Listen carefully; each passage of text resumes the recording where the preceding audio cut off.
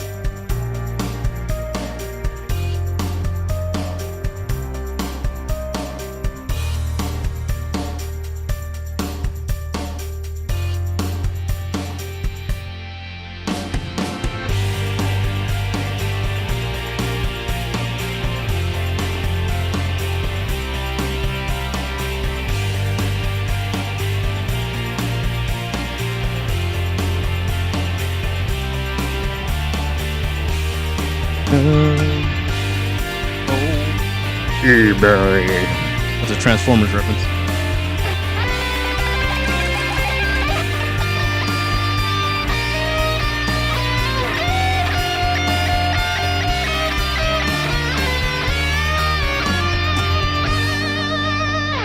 Start again. Whatever pain may come, today this ends. I'm forgiving what I've done. I face myself to cross out what I've become.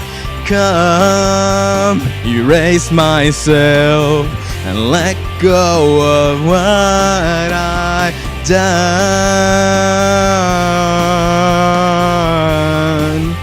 For what I've done, giving what I've done. No, no.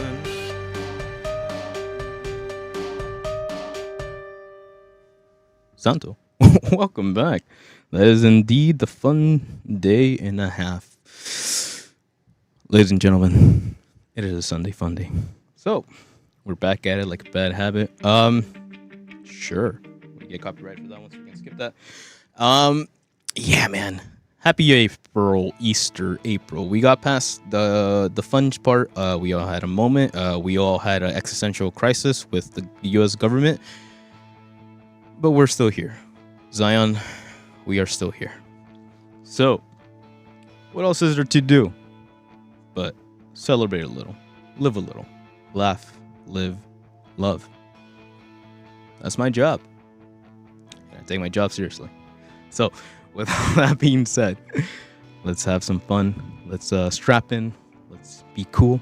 It is your boys, Okami Sausage, To EXP626, having fun, dropping their picks. That's like the third pick that I've dropped today. And yeah, just honestly, music, man. I love music. Let's have some fun.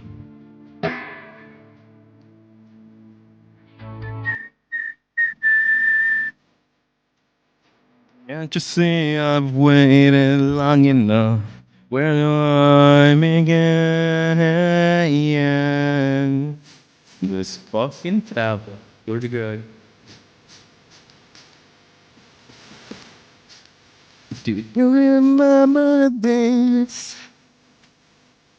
We built this paper mountain inside and watched them burn. Then like goes out. It's gonna be a fun one. The chords are all dumb and they're fucking dumb, but it's alright. You guy has skills. So it's 1/2 step lower. So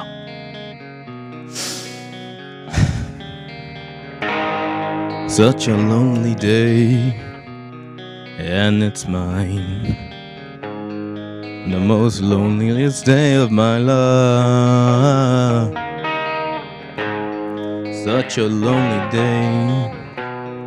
Should be banned, that's E, fuck you. It's a day that I can't stand. The most loneliest day of my life. The most loneliest day of my life. Such a lonely day shouldn't exist. It's a day that I'll never miss. Such a lonely day, and it's mine. The most loneliest day of my life. And if you go, I wanna go with you. And if you die, I wanna die with you. Take your hand and walk away.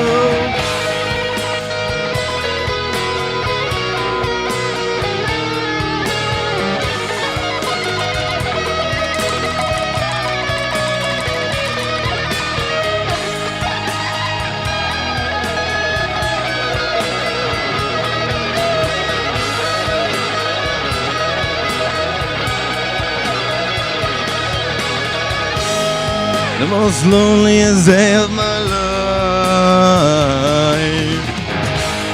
The most loneliest day of my life.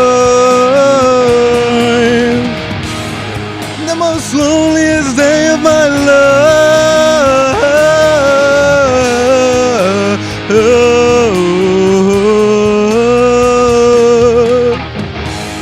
Such a lonely day, and it's mine.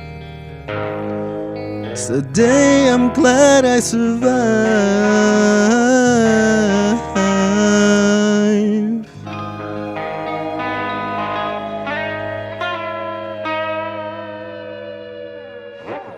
Yeah, I hate chords. All right, the best thing about bar chords is that they're essentially on the scale, so you can always just shift the note. But you have to make a mental note that all the notes are wrong. He tries, he tries. Almost. Muy good. Let's have some fun. Need a hype up. Need a hype song.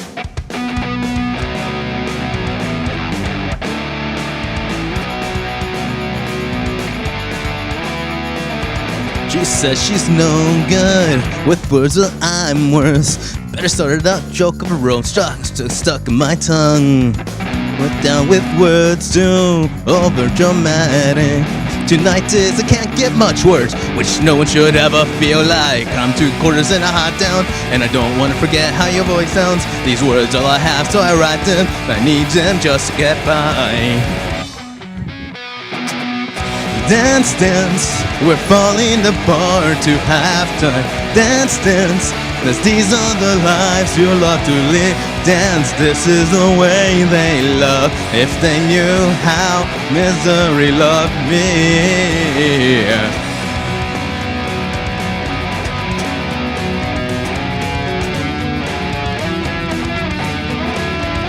You always told just before you're found now. Bring up its last resort, but only not first mistaken now. I'm 2/4 and a half down, and I don't want to forget how your voice sounds. These words are all I have, so I write them, and I need you just to get by. Why don't you show me a little bit of sprite you've been saving for his mattress, love? Dance, dance, we're falling apart to halftime. Dance, dance, and these are the lives you love to lead. Dance, this is the way they love. If they knew how misery loved me.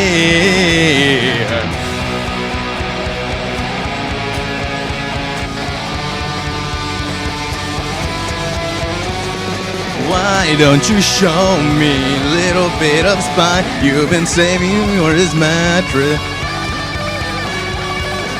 Only want to compete in the form of you crawling into bed with me.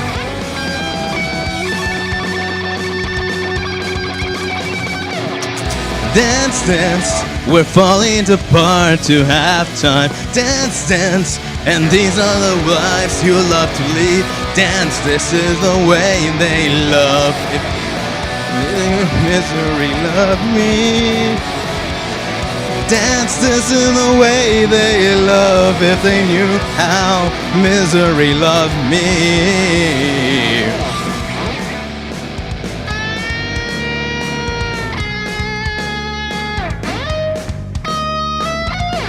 Dance, dance, dance, dance, dance, dance, dance, dance.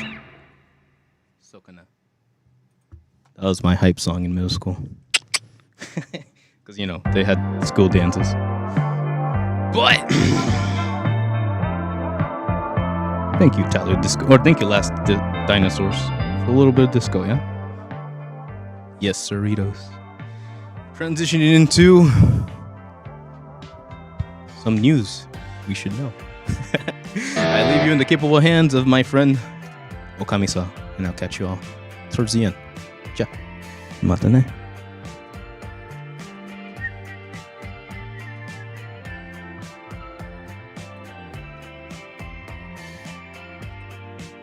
And when I think GTA 6 is coming now in 2026.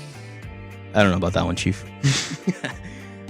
This is by GTA 6 dev Rockstar confirms, quote, a limited amount of non-material company information was accessed in third-party data breach as hackers issue an ultimatum: pay or leak. Sheesh.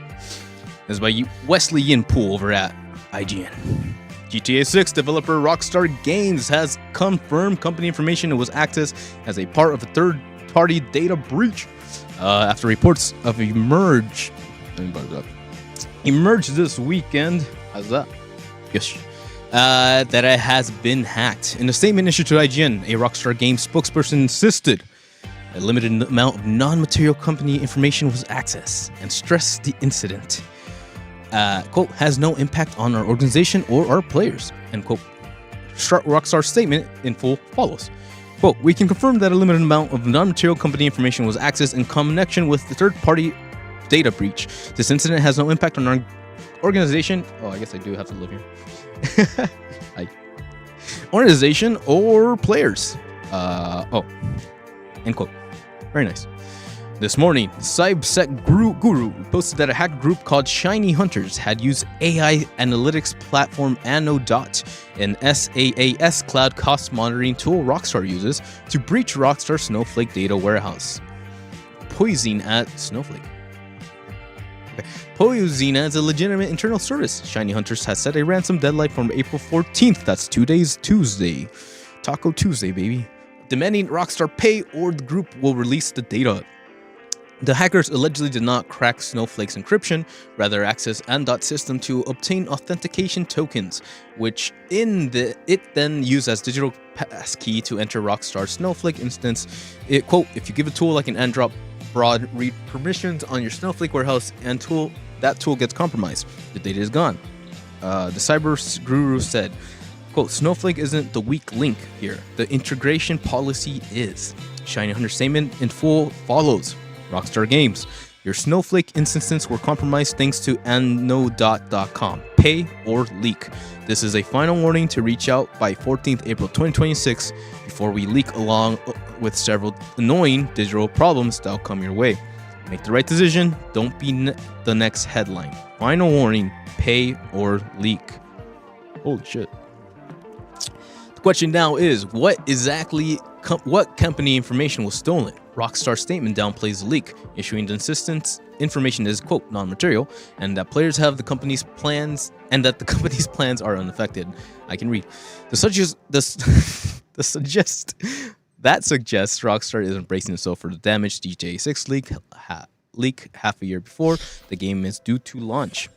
Nor does it believe its future plans will be spoiled. Rockstar has suffered a number of damaging leaks in the past. In 2022, more than 90 videos of images from early versions of GTA 6 were leaked online by hackers in what was one of the gaming's biggest security breaches. Quote, we take leaks very seriously indeed, and they disappoint all of us. It's very frustrating to update the team. Quote, take two Strauss-Genic said in response. Then in December 2023, the first GTA 6 trailer leaked on Twitter, less than 24 hours before its scheduled premiere.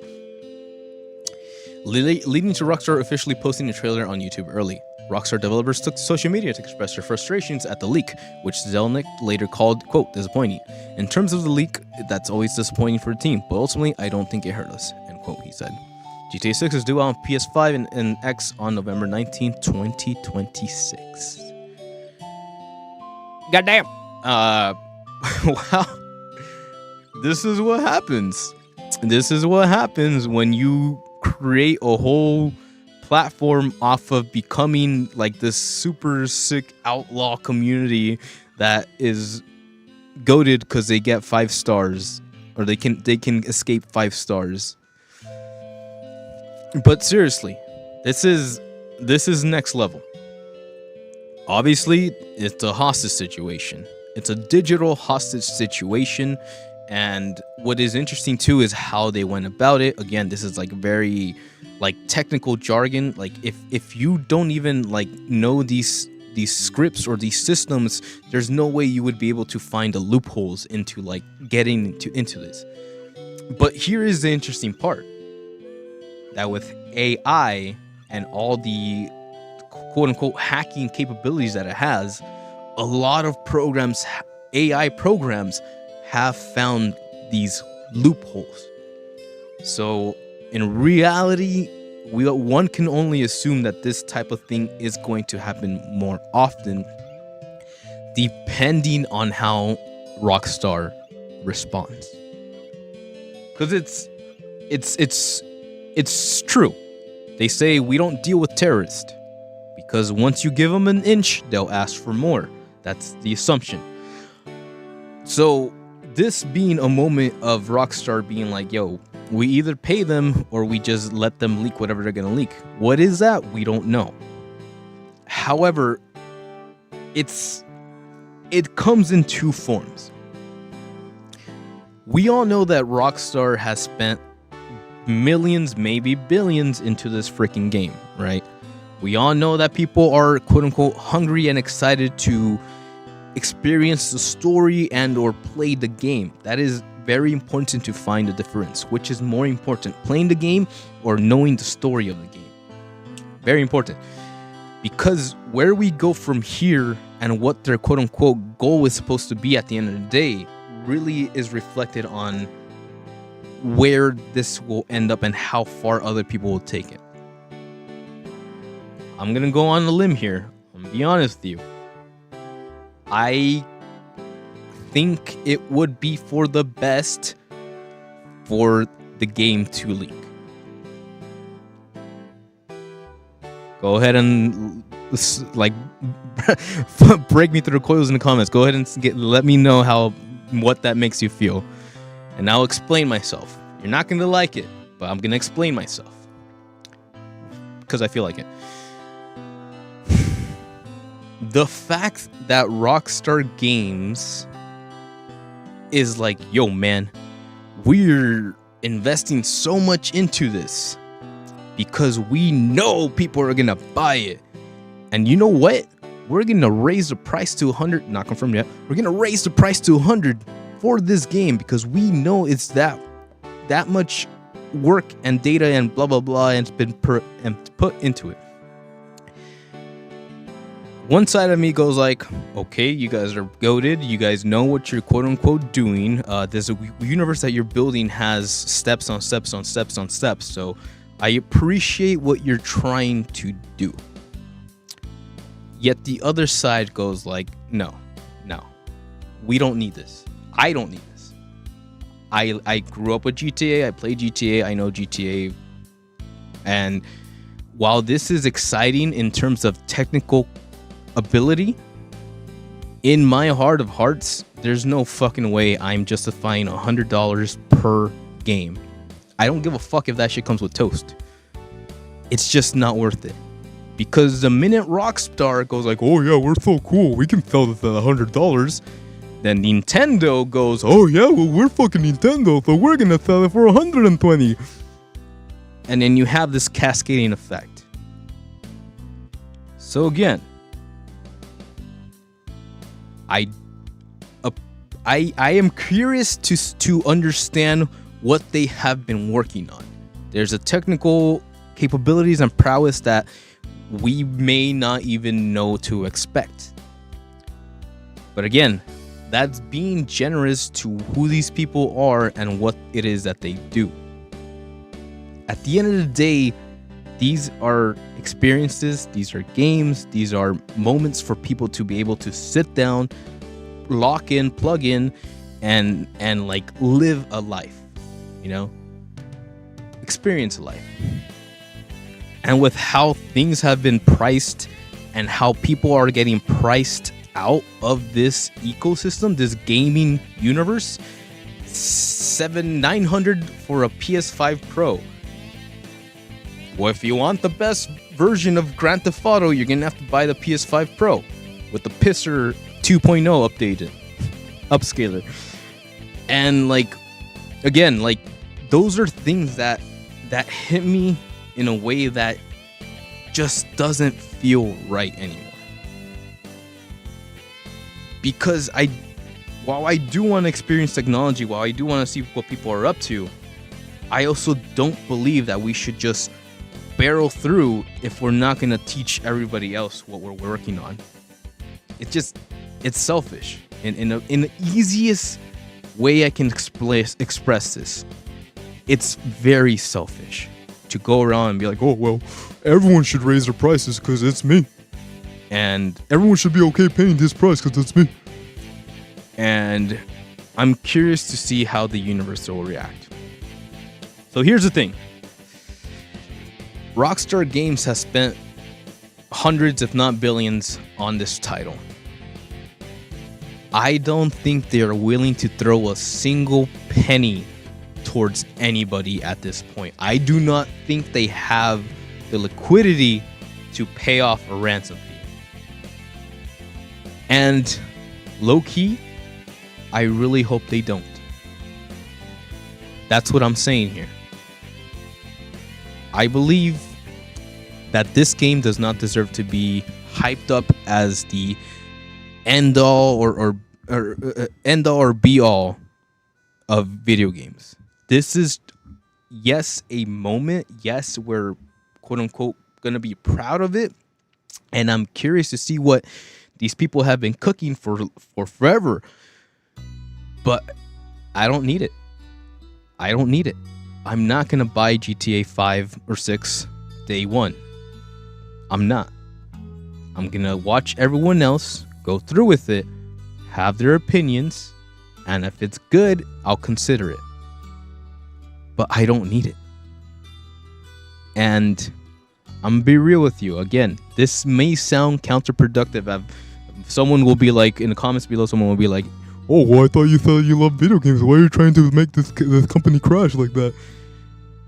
It's because the wrong people are inside the wrong rooms influencing the wrong projects. And I'm not saying that that's Rockstar, right?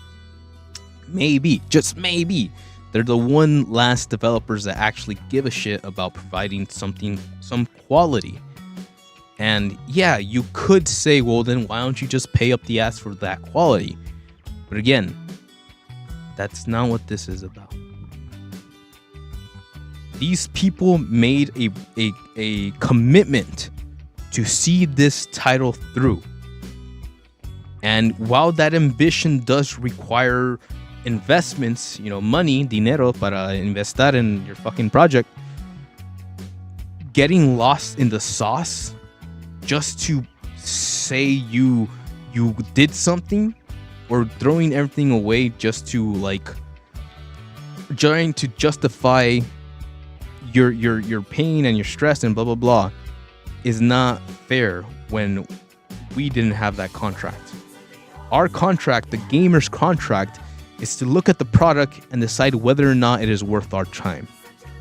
And I'm telling you right now, everybody in the gaming industry thinks this is gonna be the next big, I don't know, I don't even know what to call it. It feels like everybody's just fucking sitting around in their armchairs like the Jedi Council, just leaning back in their armchairs, waiting for Rockstar to do something presidential, not stupid Donald Trump presidential, but president as in setting a precedent, being the first to do something obnoxious so other people have a reason to be stupid too.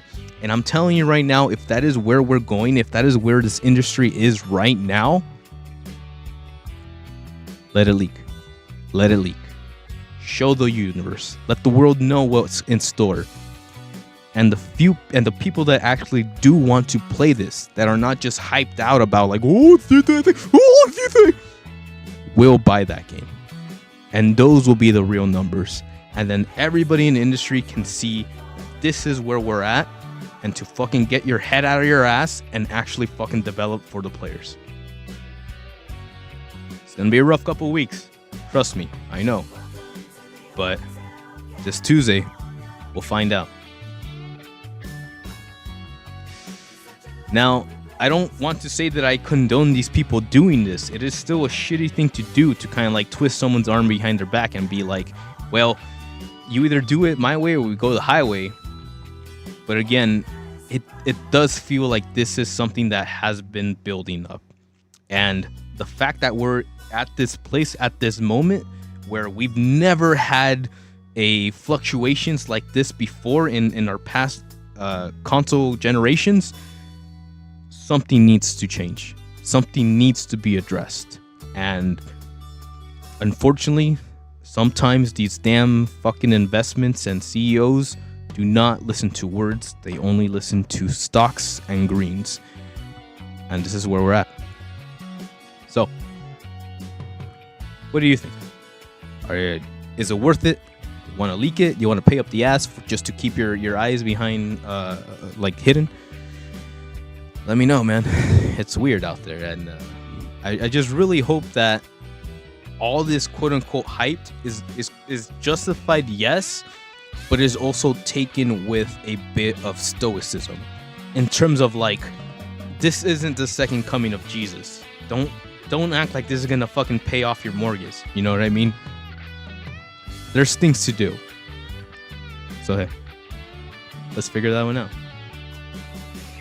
Because Japan aims to increase anime overseas market to 6 trillion yen by 2033. Jesus, boy, that's in the future. Government. This is by Rafael Antonio Pineda over at IGN, or Anime News Network. Nice save. I really want to watch this. The Japanese Ministry of Economy, Trade, Industry, MITI, held its 18th Entertainment and Creative Industrial Policy Seminar on March 27th, where it announced how specifically to meet the Japanese government's goal to expand seas markets for domestic creative industries to 20 trillion, about US 125 billion by 2033. During the seminar, the government outlined its goals for specific industries and the anime industry among them. This shit. Game. There you go. Yep. Okay. Oh, that's a big jump. Japan's goal for the anime industry is roughly triple the overseas markets in less than 10 years, with 6 trillion yen, about 37 billion goal for 2033. Overseas market for anime in 2022 was 1.4 trillion, about US billion in December. Oh, trillion, sheesh. And reached about 1.7 trillion January. Oh, that's yen. Yeah. So 10.94 billion 2023, and reached the 14.1 billion in October 25. Government's basic strategy for the anime industry is to increase the production of blockbuster works and raise the performance-based pay of rate workers. Nice. It aims to allocate its budget to support the 3 elements: the production of release at large scale, the expansion of distribution platforms, and the build-up of development platforms. The government certainly aims to increase the games industry overseas market from 3.4 trillion to 75 billion by 2033. Its basic strategy is helping Japanese companies acquire more mobile and PC markets by supporting the production of release at large scale and construction of development platforms, as well as tax incentives for research and development. Government also aims to increase the manga industry's overseas market from 300 billion yen to 1 trillion yen. It's a basic strategy to help take down pirated copies and distribute authorized works. It aims to do this by supporting the expansion of distribution platforms and localization efforts, as well as taking anti-piracy measures. The 2033 goals from the anime and game industries combine to about 18 trillion, yet covering 90% of the government's 20 trillion yen goal for the entire overseas market. The other 2 industries targeted for growth in the report as part of the goal include music and live action works. Nice. The global anime market grew from a record of 30.8 trillion, that's about 25 billion, in 2024. This includes aforementioned overseas market, as well as the 1.6 trillion yen, 10 billion domestic market. The overall global anime market grew by 14.8 in 2024, the second highest annual increase after 2019's increase of 15.3. While the domestic market grew 2.8, the overseas market grew by 26%. 2024 was the third year of which the overseas market was bigger than the domestic market after 2020 during the COVID-19 pandemic and 2023. That's a lot. All right. So when I talk about people raising, like, Rockstar Games being like, whoa, we need more money, this is exactly what I'm talking about. It's bad. Unless it's not, right? Again, we'd all like to assume that the government is working for the people. But if we're able to raise the pay of workers, right, and we're able to invest more funds locally into these Japanese entertainment products, that seems like a good trade. Obviously there's a lot smarter people in the rooms making the laws and the tax reforms for this specific endeavor. But I believe the most important thing to take from this is that, yes, Japanese entertainment is pretty represented overseas, here, over back in home in Japan. This industry just keeps on growing, and again, it makes me think about the video game industry and how that grew, and the type of people that sort of started attaching to themselves to the industry after it became quote unquote popular and mainstream. So again, gloom and doom for some people that understand what I'm trying to say here. The government is now interested in your video games, but if that means that these people have support from a government to create products that they feel that are the things that they want to share with the universe, then hey, could be a lot worse, right? Hypothetically speaking. But yeah, man. So it's interesting to me that Japan has a plan to kind of like invest in all this, and they're looking at entertainment as the form of like their way out of, you know, not great economy Japan. And that sounds like fun. That sounds like a good idea. I'd really hope that they would figure something out and everybody's happy, right? What would be more better than for everybody working on our favorite entertainment mediums that are actually happy that they're getting paid the right amount to keep on creating these mediums? Sounds like a good plan to me. But it's going to take a lot of cooperation, and it's going to take a lot of like interest from both parties to really try to like work with each other rather than to take advantage of the situation. And that would be my biggest hope and wish, is that these people are actually here to create stuff rather than just to fucking make a quick buck on our love for the industry and our you know, our passion at the end of the day. So, you know, it could always happen, but for now, let's just give humanity the benefit of the doubt and hope that Japan is doing better. Amen. Cause over in America, ex-Bethesda executive says the Elder Scrolls 6 maker isn't part of something genuine or authentic at Microsoft. Hines retired, but still has harsh words for Microsoft. This is by Ethan Gotch over at Kotaku. What you got, boy? Pete Hines had worked at the Bethesda for 24 years before he announced his retirement in 2023, just a month after Starfield's release. The outgoing VP of Comms and Marketing said in a new interview that he'd been planning to leave for a while after Microsoft acquisition concluded because he felt powerless to do what I think needs to be done to run this place properly. End quote. Damn. The maker of Fallout and the Elder Scrolls was sold to Microsoft along with the rest of the parent company ZeniMax in 2021. I remember that, I was there. For $7.5 billion, without ever mentioning the tech giant by name. Hines suggested in an April 10th interview with Kirk McCaney and Fire Chat newsletter that the Fireside, oh yeah, I was right. The new owners turned out to be a bad fit for Bethesda and made his job of managing a storied game studio's reputation impossible. Quote, I was staying there because the place still needs me, Hines said. I just hit a point of yes, it needs me, and I am powerless to do what I think needs to be done to run this place properly, to protect these people, to maintain what we worked so hard to create, which is an incredibly efficient, well-run video game developer and publisher." End quote. He continued, "And when I am unable to do what I thought my job should involve in continuing to have that place be, if not the most efficient publisher in the game industry, it was way the fuck up there. And when I couldn't protect it and I saw how it's getting damaged and broken apart and frankly mistreated, abused, whatever word you want to use, I said, I am not going to sit here and watch this happen right in front of me." End quote. Goddamn! That was deep, bro. That was deep. I'd give you a hug, but Hines gave his best notice, but ended up staying longer than expected post-acquisition because of Starfield's multiple delays. It was originally supposed to come out on November 11th, 2022. His departure ended up landing right around the pivotal inflection point for Xbox, with the disastrous launch of the console, exclusive Redfall earlier in 2023, and news that some first-party games would start getting ported over to PS5 for the following winter. Bethesda veteran was one of the people called on to testify during the FTC trial over Microsoft's acquisition of Activision Blizzard. Hines had circulated an email internally complaining about Call of Duty remaining multi-platform while Bethesda's games were forced to become Xbox exclusives. Damn.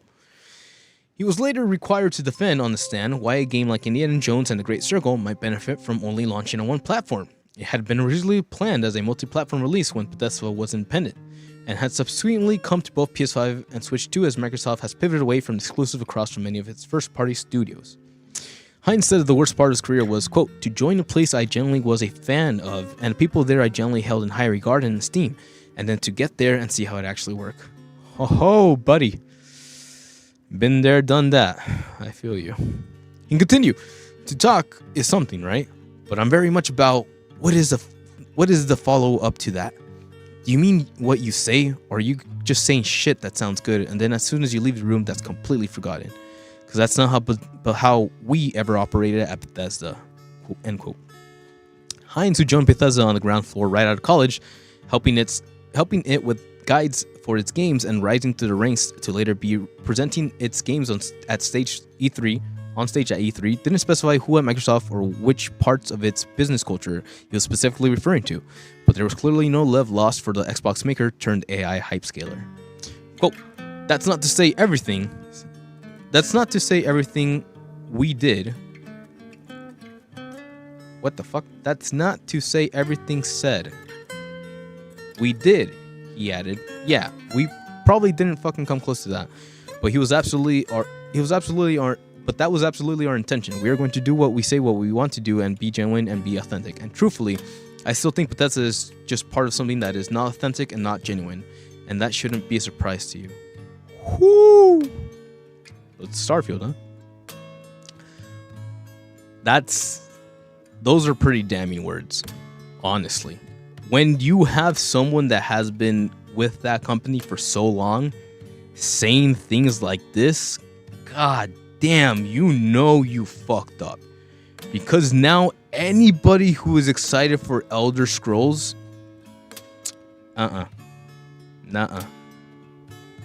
Fallout. People are talking about that TV series. You guys saw fucking you guys saw New Vegas and you're like, oh, we can make money off of that. And here we are. Here we fucking are. So it's hard, man. It's hard because I see what this guy is saying and I know exactly what that feels like when you're going through those phases. To be stuck in a fucking room being like, god damn, everyone here is retarded and I need to get out. At the end of the day, it's disappointing, yes, because like clearly Hines had a dream. He had a vision. And for someone as notorious as Bethesda, they could have made that happen.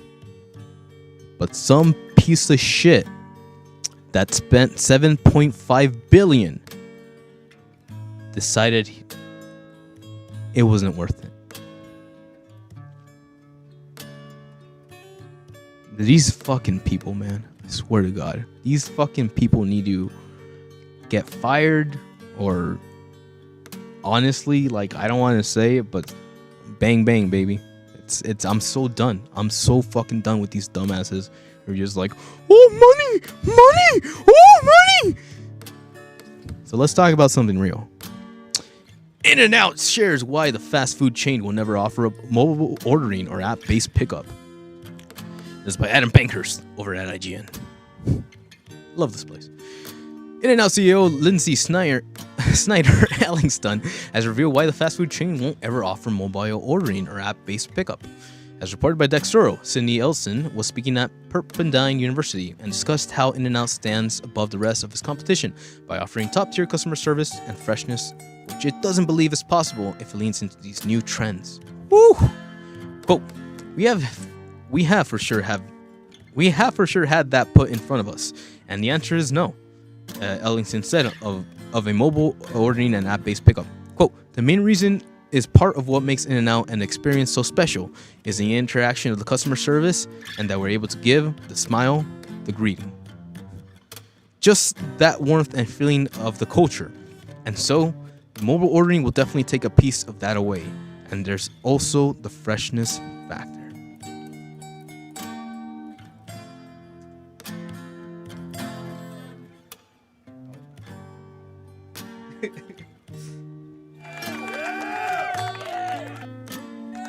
Let's fucking go!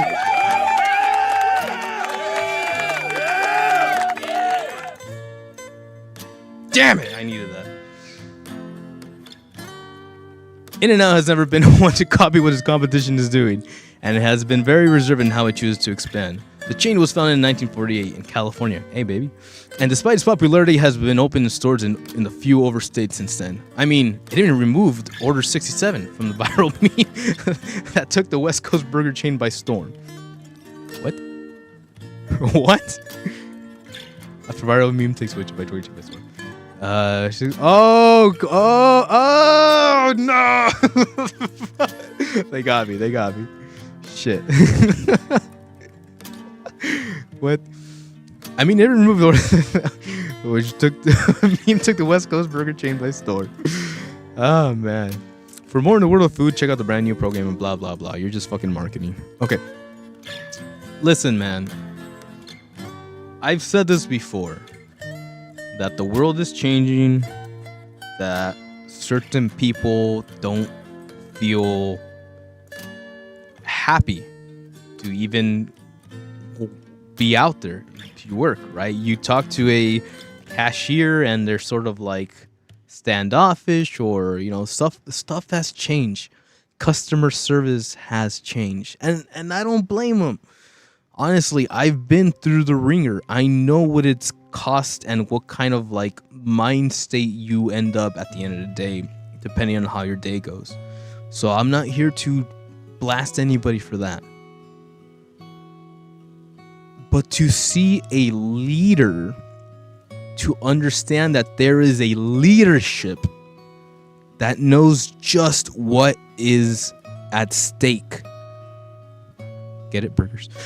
When we introduce these easy fixes. Oh, I don't want to pay someone, so I'm going to put in a fucking robot. Ho, ho, ho. Yeah. Yeah, you could do that. But then your bitch ass will charge you for 90 chicken nuggets for no goddamn reason other than money. Because it's a fucking robot. So when I see people still trying, again, it's not easy. And I swear to God, those fucking In-N-Out workers are sweating their asses off every single night. And I respect that. And I say thank you. And I give them a smile when I get my burger. Because that's what it's all about.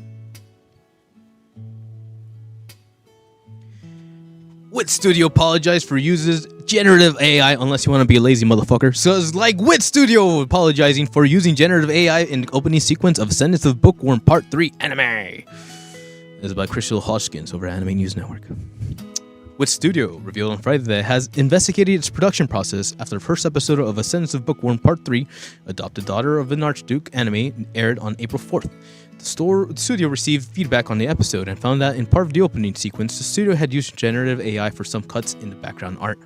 The company will be redrawing background art for cuts that are used in generative AI and will replace the opening sequence with a, quote, completed version, starting with the second episode. The company apologized, stating while it is interested in new technologies in video production, in principle, it has not allowed use of generative AI in production of all its works, aside from Ino to Shonen, work that was an experimental work meant to inspect certain technologies. The studio added that despite this, the situation occurred due to inadequacies in its production management and inspection systems, and it takes full responsibility. Wit Studio confirmed that aside from the cuts used in the part of the opening, it has not confirmed any other use of generative AI in the show, for now.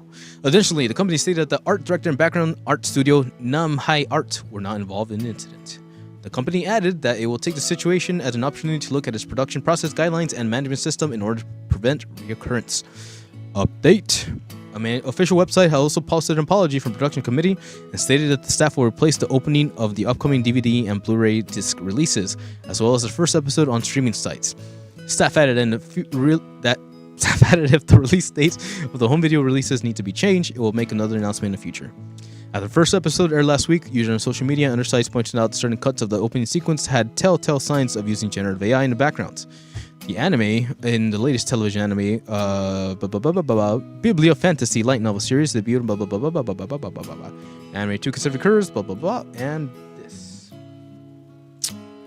Little Glee Monster, nice, performs opening theme song Pages. Former Nozaki member Erika Urita performs the anime's end theme song Ima mo arigato, even now, thank you. Where's Lisa? Give me Lisa. Is she in there? Where's Lisa? Give me Lisa.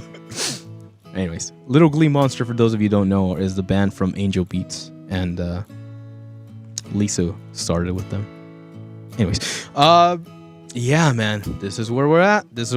I'm telling you, you're introduced an easy out, and like any fucking dumbass who has never put in the actual work, and instead it focuses on ordering other people to do the work for them.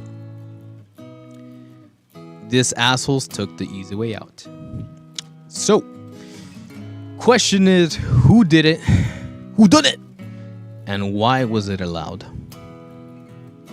And now that this has happened, how many more times will it happen? All right, it is what it is. Again, if these guys are not happy about working because they are underpaid, they're stressed out, and they're like, well, why the fuck do I even give a fuck about this if like it's not even worth it to me? Then yeah, maybe a lot of things need to change in the industry, and we definitely need to focus on the people creating our entertainment, as they deserve as much respect as those in and out workers sweating their ass off to give you your fucking double. It's all a big circle, man. We all agreed to do something. Maybe it wasn't our first choice, but we agreed to do it because it was what was needed. And if there is enough patience and understanding and hope and respect between each other, we could always make it happen. We can always make it work, always can. So it's interesting that Wit Studio is the one that did this, because that implies a lot of things in the coming future, and it really depends on the reputation of this studio if they're able to kind of walk away from this, or if they will forever be stained by this, especially if it happens again. Because now people are going to be watching out for this, and it wasn't something that we had to worry about in the future or in the past. Yeah, but that's the way it goes. Time changes. Time waits for no man. Unless you're Ice Show Speed, which apparently Ice Show Speed anime is in the works with One Piece showrunner at its writer. Again, fun. This is by Michael Crape over at IGN. Streamer Ice Show Speed, real name Darren Wilson Watkins Jr., is collaborating with he's from Old Money. Collaborating with live-action One Piece co-showrunner Matt Owens in the new anime series. Variety reports that the project is in the works with Big Shot Pictures, the animation company founded by former Paramount CEO Cole Brian Robbins earlier this year. Details about the project's story, which is said to be feature an animated version of I Show Speed, have yet to be revealed. Quote, I've always loved anime, so being able to create... I don't know his voice. I've never seen his show. Sorry, man. So being able to create something like this is a dream come true for me. I Shall Speed told Variety in a statement. The team behind this project is incredibly talented, and I can't wait for my fans around the world to see what we're building together. End quote. Owens, who was aided as co-showrunner of One Piece adaptation for 2 seasons before stepping away to, quote, take a break, last year is writing the I Show Speed series. He's also on board as a producer, as is Robbins and Spring Breakers director Harmony Koryan. Although I Show Speed has been publishing content online since the late 2010s, his meteoric rise didn't truly begin until around 2022. God damn. His gaming and IRL in real life YouTube streams help propel him to become one of the most recognizable faces in the streaming world today. I don't know who the fuck this guy is, except for the fact that he's been in Fortnite. But he has a Fortnite skin, yeah. His works with Big Shot marks his first deep dive into a narrative project. Despite being a newcomer to a space, longtime fans and of his content may not be too surprised to see I Show Speed is taking the plunge into the world of anime. His love for anime, especially One Piece, is well known by fans and onlookers alike, with much of his content tying into his favorite animated projects. Very nice. Quote, I Show Speed is a one-of-a-kind creative force whose ability to connect with audiences transcends borders and platforms, Robin said. Quote, as a performer, he's built a truly global fan base, and we're excited to help bring his voice and vision to life in a completely new way through this series. End quote. The I Show Speed anime currently has no release date. While we wait to learn more, you can read our 9 out of 10 One Piece Season 2 review. You can also see what the streamer had to say about the AI deepfakes featuring his likeness that began to circulate last year. Sheesh. Yeah, that's the biggest issue, right? So, hey.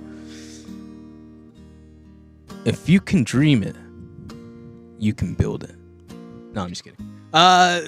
Okay, let's take this one step at a time. Because again, this could easily be like, oh man, come on, blah, blah, blah, blah. And I would kind of understand that. But for the sake of creativity and a brand new world, let's just be happy for the guy. I don't know who he is. I've never heard his voice. I don't know what he plays. I'm going to assume Fortnite because he has a Fortnite skin. That is the only way I know him. I think I actually got one of the emotes off of him, though. Maybe. No, maybe not. I took someone's guitar. It was weird.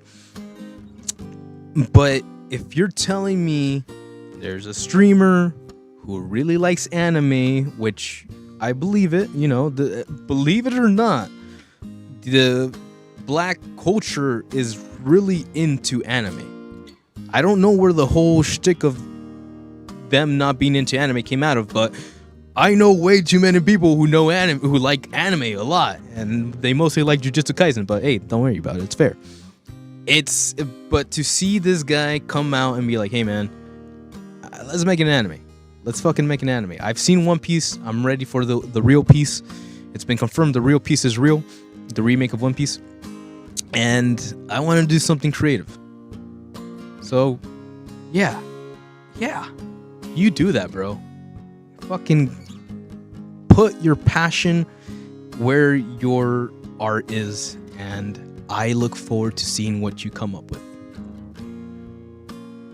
Now, if you tell me this is all a money grab scheme and we get Neo Yokio, yes, if you know, you know, Neo Yokio.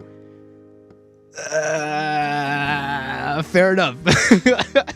You're still allowed to create the things that you like. Nobody can tell you that you're not allowed to do the fun, safe things that make you happy, that make you smile. But we'll have to wait and see. Honestly, if this is unique and this is his own shtick and he's having fun doing it, que pedo, you know? Ain't nothing to it. Go have fun. Enjoy yourself. Until they take you down. Because cult hit Doki Doki Literature Club fights removal from Google Play Store over depiction of sensitive themes. Well, it's a rated M game, so yeah. This is by Ethan Gotch over at Otaku. Doki Doki Literature Club is no longer available to play on Android devices. The hit 2017 visual novel was removed from April 8th for alleged violation of the Google Play Store's terms of service. Publisher Serenity Forge said it's fighting to get the games restored to get the mobile storefront and defend the visual novel's handling of mental health issues. Yep. Quote, their explanations of the game's content violates the terms of service and the depiction of sensitive themes. The company wrote in a statement on April 9th, DDLC is widely celebrated for portraying mental health in a way that meaningfully connects deeply with players around the world, helping them feel heard, understood, and less alone on their journey. Yep. It continued, quote, managing to achieve that, making a truly meaningful difference by using a power of fiction and to connect to others is what I'm mostly grateful for. It inspires me every day to keep making cool new things. Things can really reach others, especially those in need of connection. End quote. While Doki Doki Literature Club appears to be on surface to be a standard anime school romance visual novel to begin with, its story and themes quickly veer off into much darker subjects, including a meta-narrative later that transforms the way the game is understood. Quote, this is truly a special game. Read former Otaku writer Kita Jackson's initial impressions back in 2015. Quote, if you like horror games, especially ones that really get under your skin, please check out Doki Doki Literature Club. End quote. Doki Doki Literature Club came to Google Play Store as last December without issue and remains available in the Switch eShop. The PlayStation Store, Xbox Steam, and the Android version had been near perfect user rating of over 200,000 reviews. Sudden removal has been interpreted by some fans as part of an ongoing crackdown from banks and payment processors on platforms that host content and some censorship groups find objectable. Last summer, a number of games that were banned from Steam and other storefronts, including not safe for work content or even just depictions of adult sexual themes. But since Doki Doki Literature Club remains available on iOS, it's just as possible that Google simply messed up. Well, we have that fucking what's it called? The Love in Deep Space on Android. So I don't know what the fuck you guys are complaining about, but yeah, this is happening, and honestly, this is not good. Now, whether it comes from the government, i.e. the new people that are fucking up our government, whether the orange orangutan that's fucking up a government, or whether it comes from MasterCard and all the shit, which is still influenced by government, it's shitty. It's really shitty. Because again, this is a good ass game. Like even less of a game and more of a fucking storytelling. And yes, while it comes as a shock and it comes hard, low key, there's a reason I had to pause the game. Very fresh in my mind, and I wasn't gonna present that anytime soon. But the value was there. I finished that because I had to see where it was going. It was like something. It was like witnessing someone having the courage to speak up about something very important. And I still believe that is the case. So to see fucking assholes get all fucking butthurt because apparently money is what's super important, then yeah, we have an issue, man. It's not cool. It's not cool. Whoever fucking filed this stupid ass shit needs to. There's a lot of people in this universe that need to get interviewed or interrogated, because honestly, I'm fucking done with stupid assholes trying to cover up truth, facts, just life experiences. Sure, it's not like meant for children, and maybe that's why you're being stupid. You see anime and you're like, oh, it's for kids, but there's a hanging here. It needs to stop. If you're gonna fucking make money off of the anime industry, you can't go around being like, oh no, that's so serious for me. Unless it's obvious like illegal shit, but this isn't illegal. It shouldn't be illegal. There's a lot of people in the universe that are going through things. There's a lot of people in the universe that have lost people. And there's a lot of people in the universe that could use a guiding force like this to help them process that situation. And to see some stupid ass fucker go like, oh, well, it's our money. We want to keep it safe. Someone needs to get shot. Somebody from Disney, because Disney's traction shooter reportedly in development for Epic Games. You thought I was being salty about it, huh? No, it was a lead-in. This is by Michael Crape over at IGN. Fortnite developer Epic Games is reportedly working on a new extraction shooter featuring Disney characters that is set to launch later this year. A Bloomberg report states that the currently unnamed spin-off is expected to launch in November 2026, as well as two unnamed titles. It is said to be the result of a $1.5 billion investment Disney made in the gaming giant back in 2024. I do remember that. According to the site sources, the mysterious extraction experience is said to be a shooting game not unlike Embark Studios' Arc Raiders, which launched to impressive player numbers that wound up a massive success for developers later this year. Those familiar Disney games, some say that Epics are optimistic the project will stick the landing at launch, though internal reviews have expressed concerns about the unoriginal game's mechanics. Disney has plenty of its character crossover to the main Fortnite experience in years since its investment was announced, with two recent examples seeing Buzz Lightyear and Emperor Zurg joining its enormous roster of skins. I got the Pizza Planet truck. I did. I'm sorry. Last month, Epic gave players the ability to create their own experiences based on Star Wars. The game had also featured numerous crossovers with the Marvel Universe in the past. It's unclear which characters from Disney's wide catalog of IP plans to let loose in a new extraction shooter from Epic. For details on two entertainment companies' continued partnership are even murkier, as Bloomberg reports the plan is to eventually see at least a second and third game materialize in the future. There's no word on what shape it will take, as the site's sources paint a picture of an average internal reviews game number 2, while resources for game 3 have been reallocated to the others.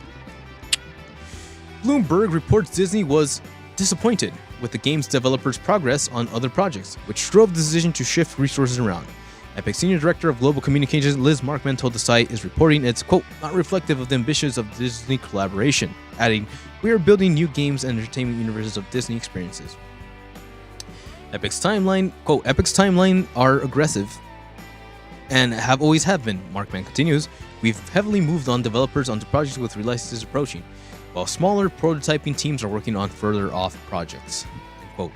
A representative for Disney also provided statements saying that it remains, quote, focused on our long-term collaboration with Epic, which continues to have a strong momentum, and our work to build a transformational games and entertainment universes remains unchanged, end quote. News of Disney alleged plans with Epic followed the announcement that Fortnite Maker had laid off 1,000 employees just weeks ago. A message shared by the company pointed to a downturn in engagement at that time, while also saying it was, quote, spending significantly more than we're making. A separate announcement confirmed that plans to shutter its rocket racing, ballistics, and festival battle stage experiences in... Really? Confirmed plans to shutter its rocket racing... Remaining employees to social media in the wake of news to speak that was next for them in the team. We spoke with the industry analysts in the aftermath of the layoffs to learn more about what may be troubling the studio. Meanwhile, tech reporter Alex Heath shared on the Town podcast late last month that Disney was allegedly interested in acquiring Epic at some point. Damn. Well, if you think things couldn't get worse on the Fortnite stage, conglomerates, you know what I mean? So let me get this straight.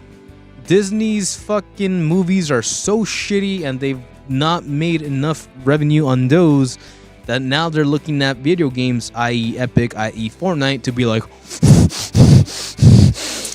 we make some money off of this. We make money off of this. And that's where we're at. Again,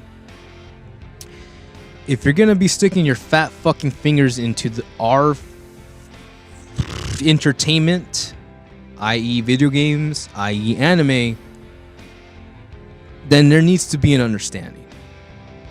Realistically. If Disney decides to buy Epic and everything changes,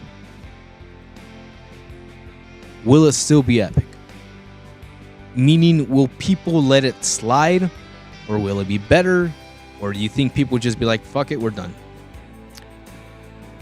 All that money to buy out something that you're just going to destroy. What does that remind you of? Every single fucking live action film that these fuckers have this, you know what I mean?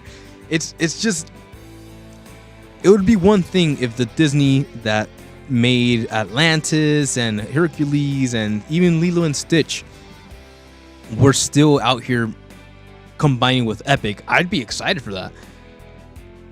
But knowing what Disney is now, knowing how shitty they treat men, and seeing them join the video game circle, like market, where it's mostly men. Like, yes, I know there's female gamers, no one's saying that shit, but it's mostly fucking men. So you're gonna talk shit on every male in your fucking movies, but then you're gonna make a 360 and be like, we need their money, we need their money. Then you can go fuck yourself. And I hope you buy Epic, and I hope you waste your money, and I hope it doesn't amount to anything. I've said it before. When this shit blows up, I'm already good, maybe. I will be done. And if they want to keep on being stupid, and they want to keep on like buying out, forcing people to follow their direction because they're the ones that have money, keep your fucking money. Keep your company too. I won't be there. So, but you know where else I'll never fucking be? Trump and the FAA targeting gamers. What the fuck is wrong with you people?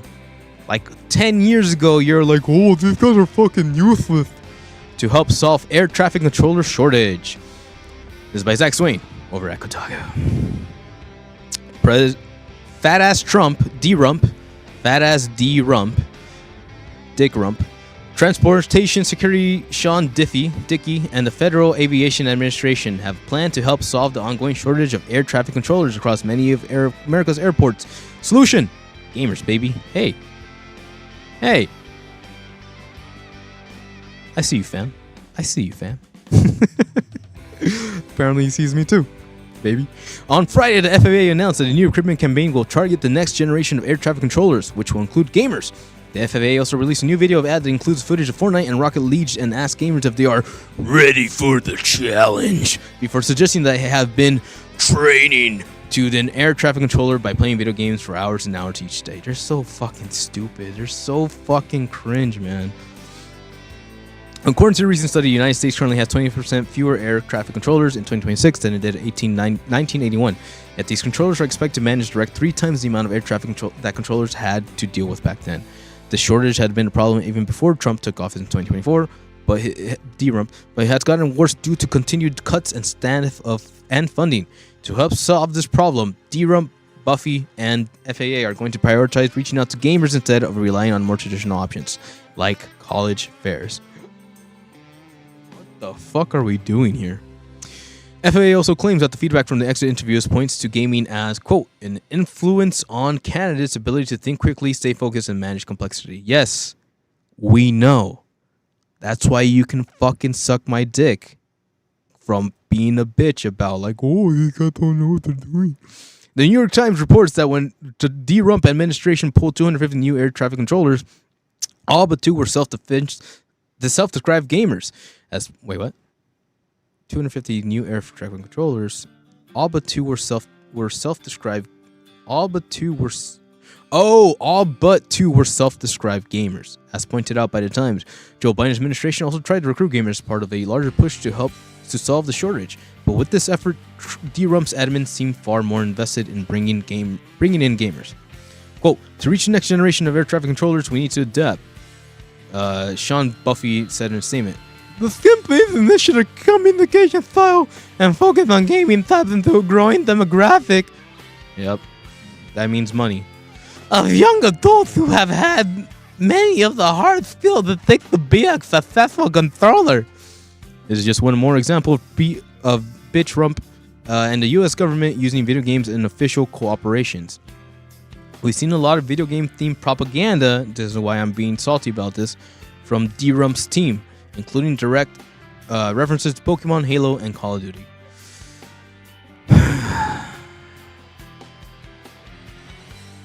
What a world. Here's the thing. Nobody's saying they're wrong. Nobody's saying that. We all know that gamers have quicker reflexes than most people, or FPS players have quicker reflexes than most people, because that is what is required of us in a situation. I know that I can operate a motorcycle at 140 miles an hour without flinching because my reactions are on point. What needs to be addressed is that we just fired people who were fucking qualified for this. To what reason? Chainsaw! Fucking bitch ass Musk. But what happens now? Why are we looking at the gamers? Are we not going to pay him the same amount as a college degree person? And if we are, why the fuck do we need a college degree? This is where all this becomes something that should be a positive. But because of who is fucking in charge, and because they're the fucking dumbass that created this problem in the first place, it's an issue. So my takeaway is that these dumbasses are seeing gamers being good at games. We respect that. But they're seeing money. They're seeing that this group of individuals, young adults, have liquidity to keep on gaming, and they want to use that kind of incentive to keep them inside the government. It's whack. It's whack. Like, who's gonna pay for your video games? The government, because you're a gamer. Oh man, and that's terrible because it gives them more of an incentive to start like going behind the scenes and start like adjusting the video game industry to fit their own agenda.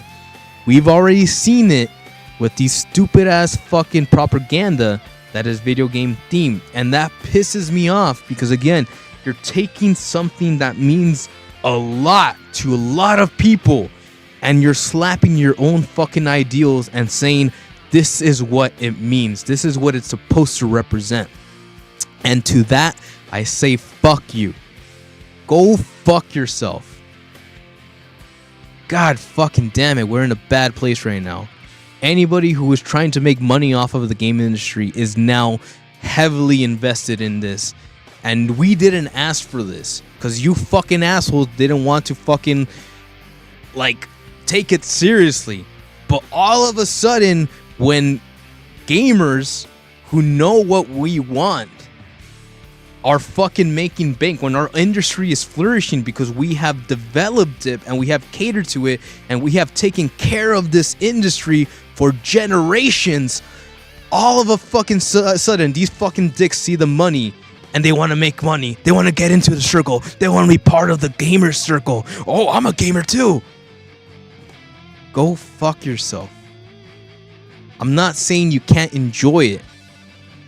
I'm saying don't come in here thinking you're going to make a profit on our fucking ambition. Go fuck yourself. Jesus Christ. Because Pixar canceled a female lead movie that was similar to K-pop Demon Hunters. Says Jim Vejoda. Whatever, sorry. Jim. It says Jim. Pixar had an animated musical movie in development for 3 years that was thematically similar to K-pop Demon Hunters. But Disney brass killed the project in 2023, reportedly because, this is important, according to one former Pixar employee, Disney just didn't feel like boys could see themselves in the film enough. Basically, Disney reps were like, we can't have a girl power movie. And I'll get back to that. But realistically, if Disney is fucking being a dick towards men, it doesn't stop at men. Titled, Be Free, stylized as Be Free. The film's creative team included director Kristen Lester, screenwriter Blaze Hemingway, and editor Nicholas C. Smith, and at least 50 other Pixar employees. Inspired by Lester's real-life experiences involving an adolescent friendship that discovered Be Free was to focus on two teenage girls who were once besties but find themselves drifting apart after learning that their favorite Sailor Moon-style TV show is real, and they need to set out on a universe-spanning quest to save humanity, according to the Hollywood Reporter. That sounds fucking cool. Citing unnamed sources close to the project, including former Pixar employees, Be Free would have found a kindred spirit in Netflix's future Oscar-winning blockbuster K-pop Demon Hunters. The comparisons to K-pop Demon Hunters are pretty undeniable because there was a musical aspects to it, and it was a rip-roaring time, according to the former staffer. THR claims Lester, Hemingway, and Smith reluded Be Free at least 4 times after receiving notes from Disney. Retooled, okay. One former Pixar employee who was not present at this pivotal meeting with Disney brass recalled what those who were in attendance said happened. Quote, "We know you don't like where the film is at right now. Give us 6 weeks and we'll redo the entire film." Kristen, Blaznick, and a couple board artists spent 6 weeks of night and day, 7 days a week, literally reformatting. Pre-production on an animated feature takes a year of storyboarding, so they had to compress that into 6 weeks for a fourth version of the film. Disney just didn't feel like boys. This former employee praised the retooled Be-Free footage as on Hopper's level. "It befuddles me why they passed on it, but with each round of notes, Disney just didn't feel like little boys could see themselves in the film enough.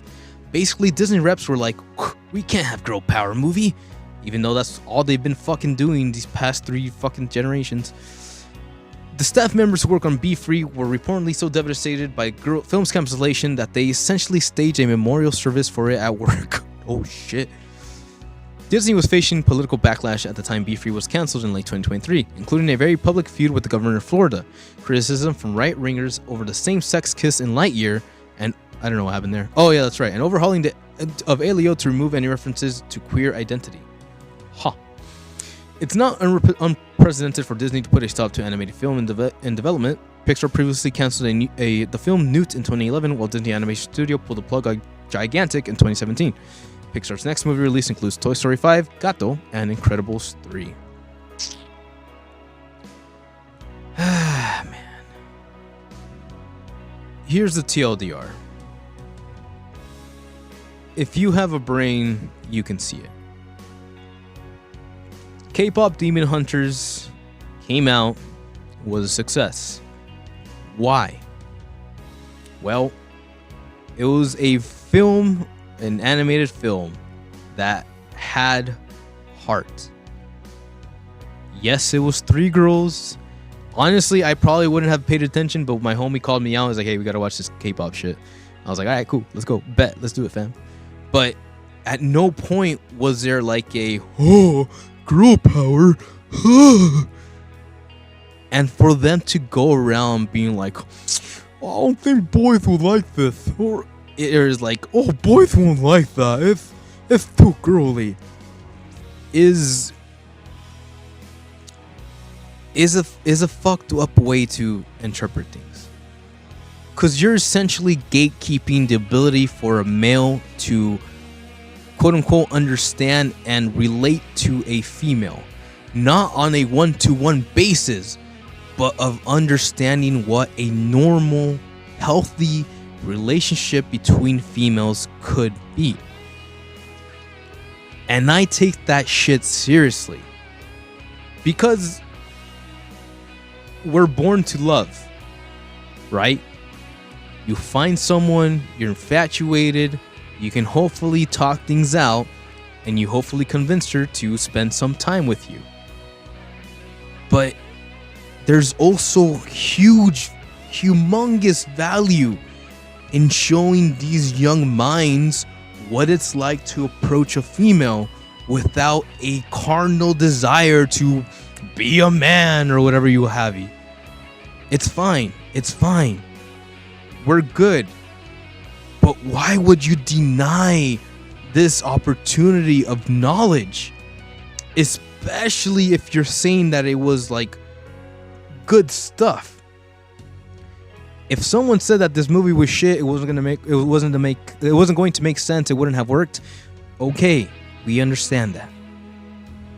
But if you're being fucking stupid and just, "Oh, we're gonna add same-sex kisses, we're gonna make Elio have a queer identity. Oh, but 2 girls having a normal-ass friendship? No. That's too serious." You guys need to fucking get your shit together. I don't know what you believe, nor do I give a fuck. But there is human beings on this earth that deserve to understand each other. And if you're being fucking stupid and saying, "Oh, little boys could never understand a female," I'm gonna say it again, but you can go fuck yourself. Because that is insulting to every single XY chromosome in the universe. Fuck you, Disney. Go fuck yourself.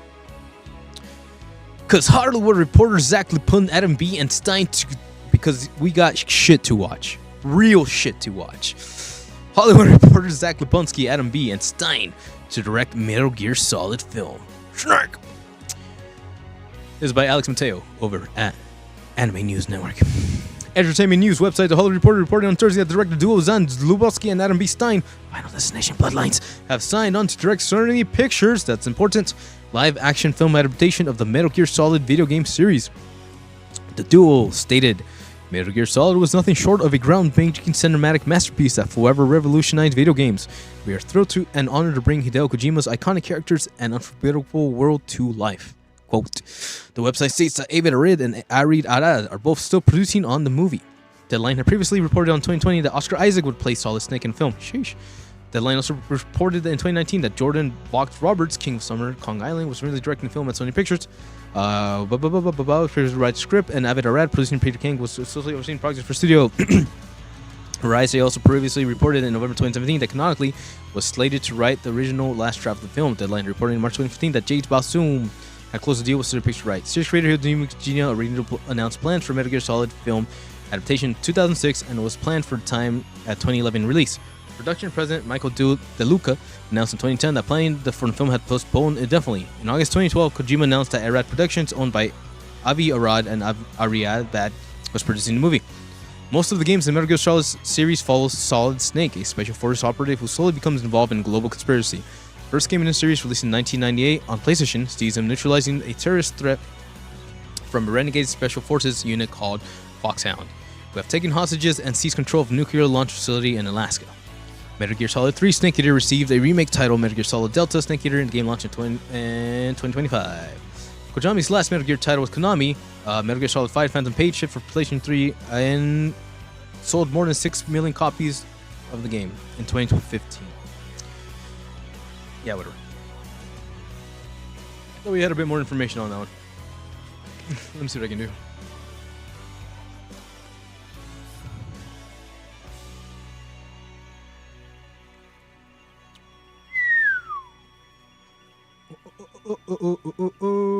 What?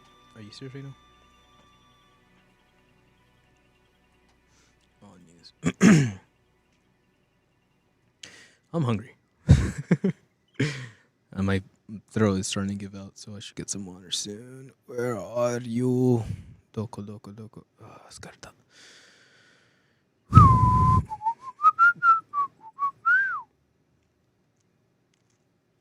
There you go. Video. There we go. Reporter saying like it's coming.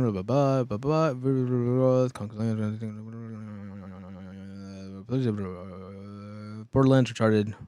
Okay. Previously produced live action adaptation of Borderlands Uncharted. Okay. Ari Avad, of course, ran Marvel Studios before Michael Fay. Really? So these people are the ones making that movie. Interesting. Excited for Metal Gear Solid. Okay. So that's pretty much the same amount of fucking information. Okay. Here we are. Metal Gear Solid. Now, I won't shy away. There's certain aspects of Hideo Kojima that really get my gears grinding. But one thing that I will always admit is that the whole team at Capcom got together to essentially change cinematics in video games. And that's a fact. That's a fact. They were maybe not the first, but they were the first most ambitious team to really try to present this movie-like, the cinematic values into a video game. And for that, I will always be appreciative. Issues with Hideo Kojima aside. So now in the year of our Lord 2026, we've come full circle. Sorry. Which is the original one? No. Strange. 1998. Down in the slow motion. So that's That is 10, 20, 30, 36 years ago? 26 years ago. 26 years ago, because I'm only 30. It can't be more than 30. 26 years ago, in the year of our Lord 2026, we have come full circle to having Hollywood go, well, why don't we make a movie of the video game? And to me, that is the epitome of everything we've been doing so far. Because if these guys can't land the Metal Gear Solid movie, like if it's shit and people don't like it, goddamn, you people fucking suck. Because this team, Konami, literally gave you everything on a fucking silver platter, and Hollywood couldn't make it happen. So I'm getting a little bit ahead of myself. You guys know I like to analyze shit in a negative light so I can be positive on the other side. But that is our possibilities. Now, do I think Metal Gear Solid is going to do well? 100%. I don't think you could really mess up a film like this. There's not that big of a cast, and it's a very quote-unquote personal film because you're stuck with Snake for the most time, for the better part of it. But on the off chance that it doesn't work, there's going to be a lot of hell to pay. That being said, I genuinely liked Final Destinations. So Uncharted was más o menos, and apparently they have the final one, which is the other movie, Fallen World Kingdom. I don't know. It doesn't matter. I think there's a good chance. I think there's a possibility that we may get the Metal Gear Solid movie that we all deserve. But I'm very, very aware that there's Hollywood investors and producers and CEO that are going to be like, well, why don't you add this to the movie? Oh, we need to include more diversity. You know what I mean? So, again, you're either going to respect the goddamn source material, or people are going to have something to say. Let's find out. Mucho tanoshi. Because when you don't respect the source material, you get a fucking shitty trilogy involving Rey Skywalker. Star Wars writers say Lucasfilm keeps blocking the return of Mara Jade. Haha. Pulling your ear out. It was Palm Phillips over at IGN. Lucas continues to block the return of popular Star Wars Extended Universe character Mara Jade, despite attempts by various writers to bring her into the saga's Disney's sanctioned canon. Introduced by Timothy Zahn's beloved Star Wars novel Heir to the Empire, set years after Return of the Jedi, Mara Jade is initially depicted as a Force-sensitive assassin allied to Emperor Palpatine. But over the course of Zahn's subsequent novels, Mara Jade evolves into a character who respects Luke Skywalker and ultimately marries him.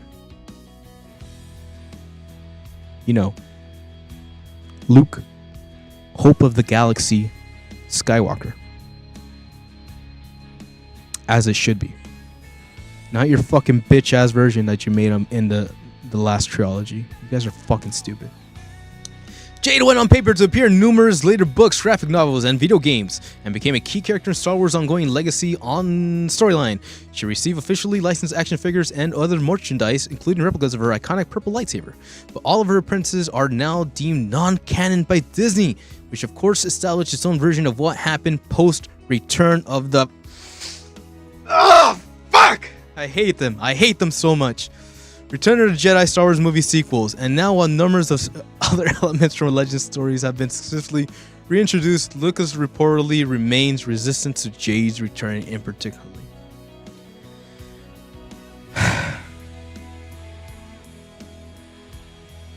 I don't think you guys understand how much of a Star Wars fan I was before The Force Awakens started fucking everything up.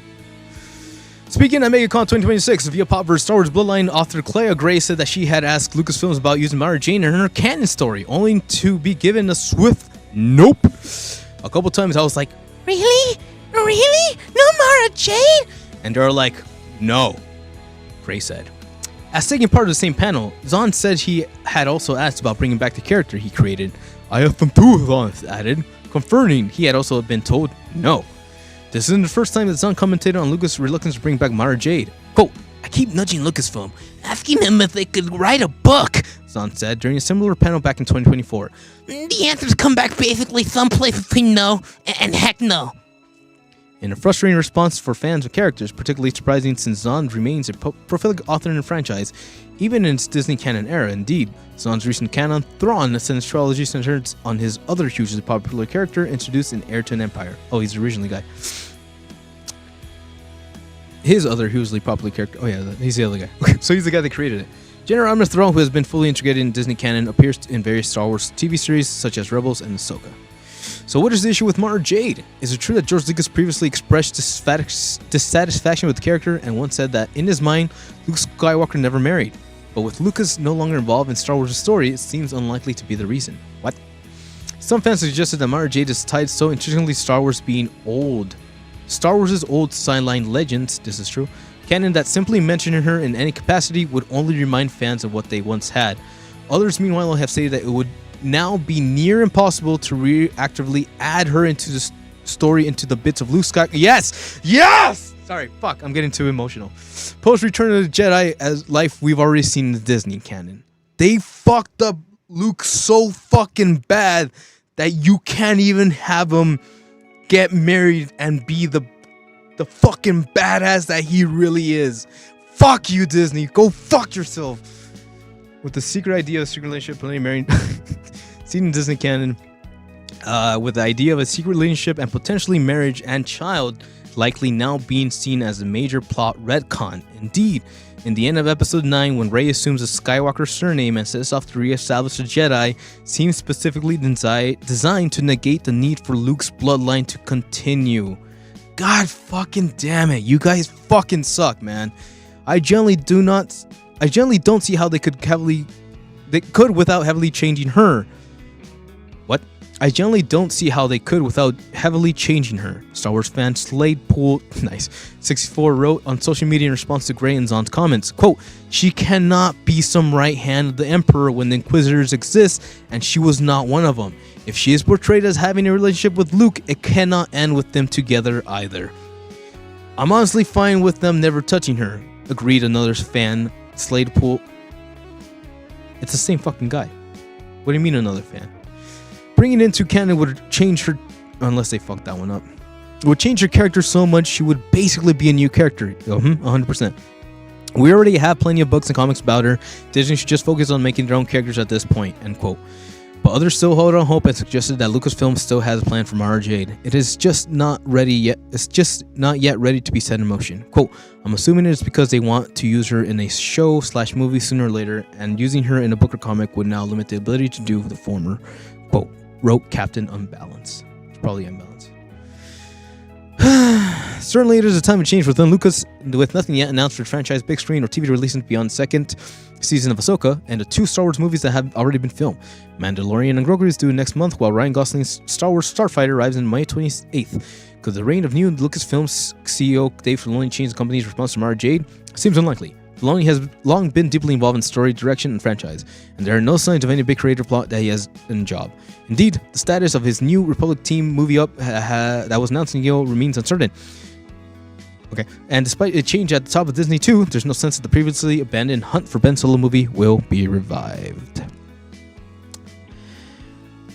Sorry about that.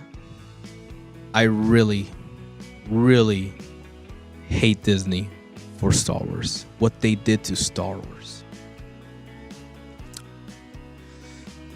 At the end of the day, she doesn't exist. She cannot exist. She will... If they force her into the canon at this point, it is not the same character. And I'm telling you, go fuck yourself. I'm telling you, you can't just fucking take a name and be like, oh yeah, they're in the movie. Oh yeah.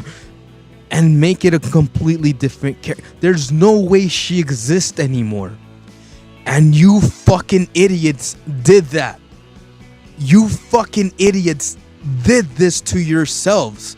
So now that this property isn't selling as much because you fucking thought you knew what needed to happen, now you're like, oh, well, what kind of name can we pull out to, oh, no, it's over. Let her go. You guys fucked this up for everybody, and I will never forgive you for what you did to Luke Skywalker. So let it go. I hope they never adapt her. I don't think it's going to be worth it. But if they do, and they probably will, well, some fucking... It's because she's such a cool character. You guys don't even know. She's a fucking cool character. And she helps complete Luke in a different way. And like, she helps unlock his potential. Like Luke is so fucking force... Jedi guidance, whatever, Jedi guide, force sensitive, that he literally fucking convinces his own assassin to marry him.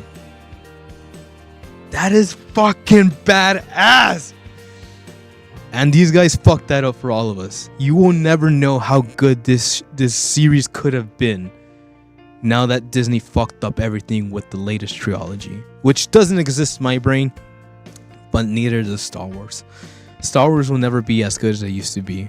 The only good thing about Star Wars these days is the Jedi Survivor games. And I will die on that hill.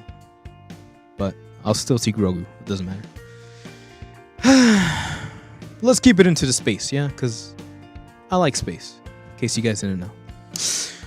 The crew of NASA Artemis 2 mission returns to Earth safely. And now thoughts turn into Artemis 3 and a permanent base on the moon. By Yesley Yin Po. After capturing the attention of global audience, the crew of NASA's Artemis 2 missions around the moon have returned to Earth safely, with a splashdown in the Pacific Ocean. I was there. It was actually really cool. Commander Ray Wheelstein, pilot Victor Glover, and mission specialist Christina Koch and Canadian astronaut Jeremy Hansen had become the first astronauts to travel to the moon in more than half a century, as a part of a round trip that gave us spectacular images of Earth and the lunar surface.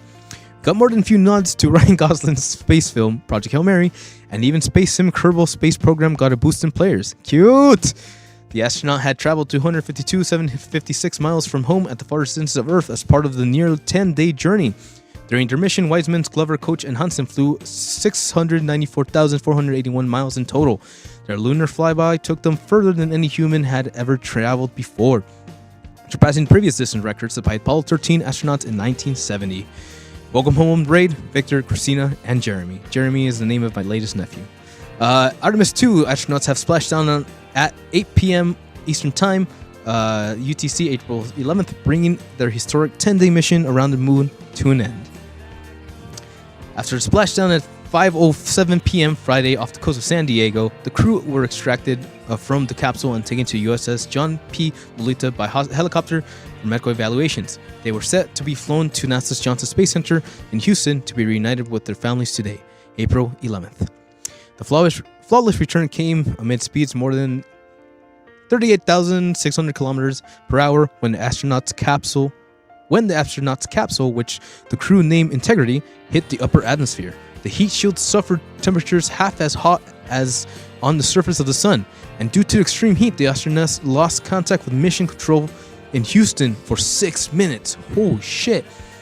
Big smiles for Christina and Victor on the deck of the US John P. Murta as they waited to be escorted for the routine post-mission medical check. Speaking to the press, Artemis 2 entry flight director Rick Heftin said there was a lot of anxiety but also a lot of confidence in the room while bringing the Orion crew home. We all breathed a sigh of relief once the side hatch opened, he added. Quote, that's when we brought in the team in. We said a few words to the flight controllers and then we turned around to the families and waved to the families and gave them the thumbs up. End quote. Quote, the Artemis 2 crew is home. The entry, descent, and land systems form as designed as the final tests were completed as intended. The moment belongs to the thousands of people across 14 countries who built, tested, and trusted the weapon. Their work is protected for human lives, traveling at 25 8,000 miles per hour, and it brought them safely back to Earth, said NASA Associate Administrator Amit Kistra. Damn, there's more. Fuck. Quote, Artemis 2 proved the vehicle, the teams, and the architecture and the international partnership that will return humanity to the lunar surface. Reed, Victor, Christina, and Jeremy carried the hopes of this world farther than humans have traveled in more than half a century. 53 years ago, humanity left the moon. This time we return to stay. The future is ours to win. The next stage of the Artemis 2 mission is to land humans on the lunar surface and eventually build a permanent moon base. Artemis 2 demonstrated extraordinary skill, courage, and dedication as it pushed Orion, SLS, and human exploration farther than ever before, commented NASA Administrator Jared Isaacman. Quote, as the first astronauts to fly this rocket spacecraft, the crew accepted significant risk in service of the knowledge gain and the future we are determined to build. NASA also acknowledges the contributions of the entire NASA workforce along with our international partners, whose expertise and commitment were essential to the mission's success. With Artemis 2 complete, focus now turns confidently towards assembling Artemis 3 and preparing to return to the lunar surface, build the base, and never give up on the moon again. End quote. The Artemis 3 mission, which will see a new Orion crew test integrated operation, will commercially build moon landers in low Earth orbit, is set for next year. NASA plans to send Artemis astronauts on increasingly challenging missions to explore more of the moon, establish an enduring human presence on the lunar surface, and lay groundwork for sending the first astronauts to Mars.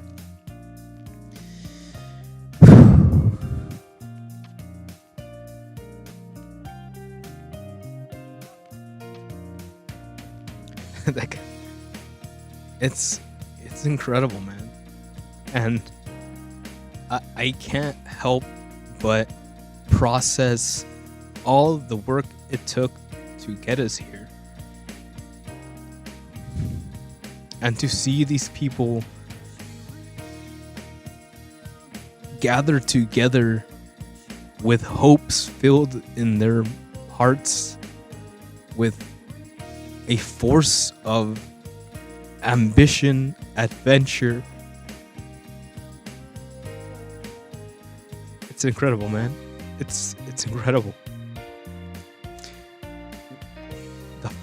The fact that we humans are capable of doing these things is nothing short of a goddamn miracle. But it's paramount that we realize and we understand what we do with this. What we do with this life, this information, these dreams, these hopes, these ambitions. I've heard multiple things about why we're doing this, and at the end of the day, it doesn't matter. I've heard the reasons, the negativity of why we're doing this, and it doesn't matter right now. Because right now, we have a generation, a future generation that is inspired, not dragged down by war, by plagues, by taxes, but for the first time in over 70 years, have been able to look up at the stars and dream. That's a fucking miracle. God damn. And we'll see where we go from here, man. Thank you, King. So, never forget, you are part of this grapevine called humanity. And any asshole out there trying to divide us and separate us and convince us that we're all fighting against each other doesn't deserve to live. That's not life. That's hell. So look up and be inspired. And remember, we have the power. By the grace of our Creator, we have the power. Godspeed.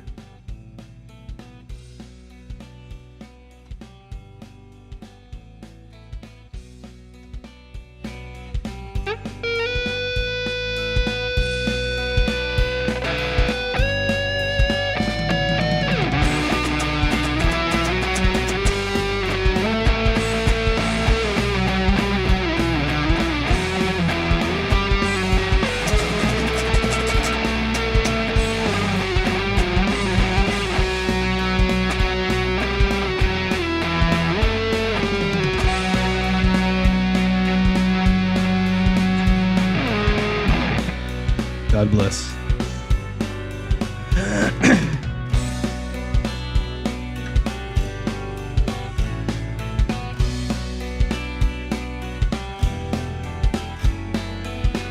Stumbled in and broke your head. If not for me, then you'd be dead. Wrap you up, put you back on solid ground. If I go crazy, then will you still call me Superman? If I'm alive and well, will you be there holding my hand? Keep you by my side with my superhuman mind, kryptonite.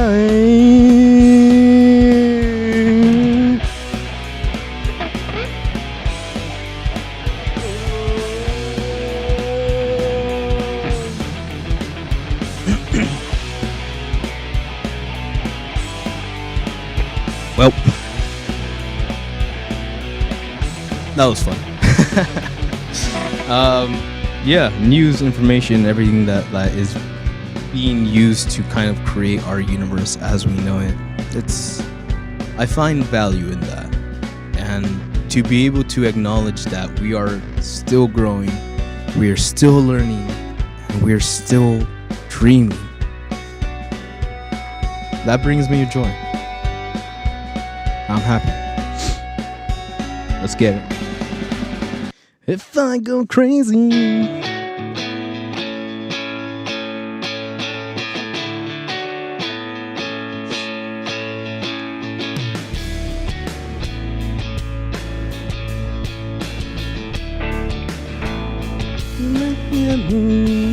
You always knew that wouldn't be easy to go back to the start, to where it all began. Down to the bottom to watch how it all ends. You tried to lie and say I was everything. I remember when I said I'm nothing without you, nothing without. Somehow I found a way to get lost in you. Let me inside. Let me get close to you. Change your mind.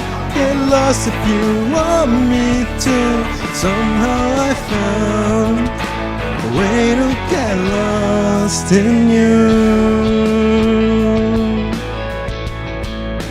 I was starting to left myself open. You didn't know I was already broken. I told myself that I wouldn't be so bad, but pulling away took everything I had. You try and lie and say I was everything. I remember when I said I'm nothing without you. Somehow I found a way to get lost in you. Let me inside. Let me get close to you. Change your mind. Get lost if you want me to. Somehow I found a way to get lost in you. In you. The pain of it all, the rise and the fall, I see it all in you. Now every day I found myself saying I want to get lost in you. I'm nothing without you.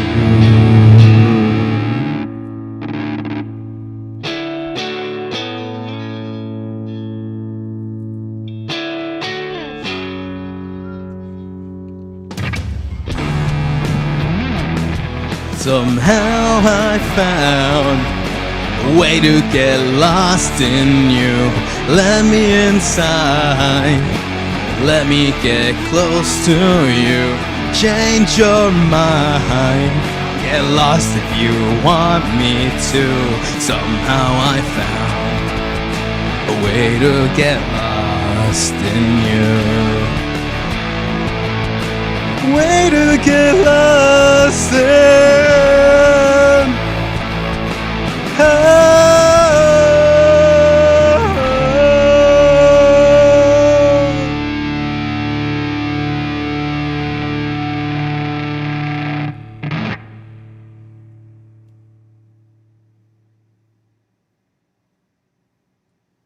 Psycho no.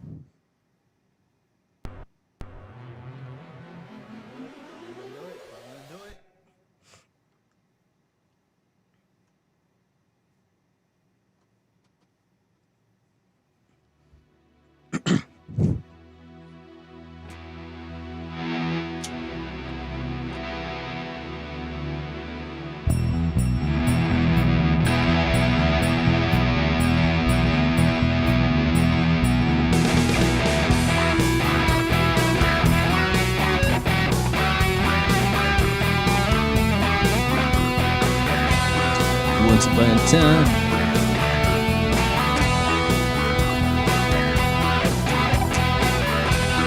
once upon a time, not so long ago,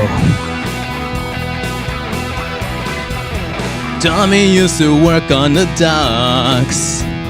The union's been on strike, he's down on his luck. So tough,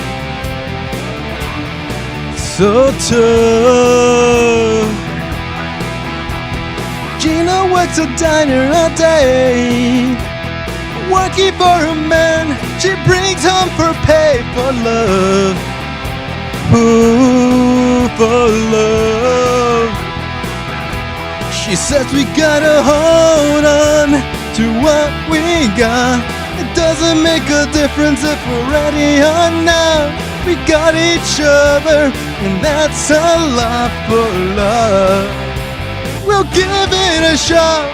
Whoa, we're halfway there. Whoa, living on a prayer. Take my hand, we'll make it, I swear. Whoa, whoa, living on a prayer. Tommy's got his strings singing high. He's holding in what he used to make it tight. Sits down. Gina dreams of running away. She cries in the night. Tommy whispers, baby, it's okay. Someday, says we gotta hold on to what we got. It doesn't make a difference if we're making or not. We got each other, and that's a lot for love. We'll give it a shot. Whoa, we're halfway there. Whoa, living on a prayer. Take my hand, we'll make it, I swear. Whoa, living on a prayer, living on a prayer.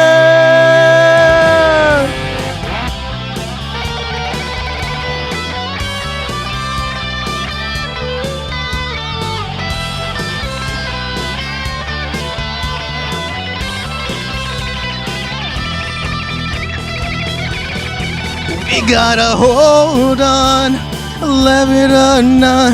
You live for five, that's what all that you got. But halfway there, whoa, living on a prayer. Take my hand.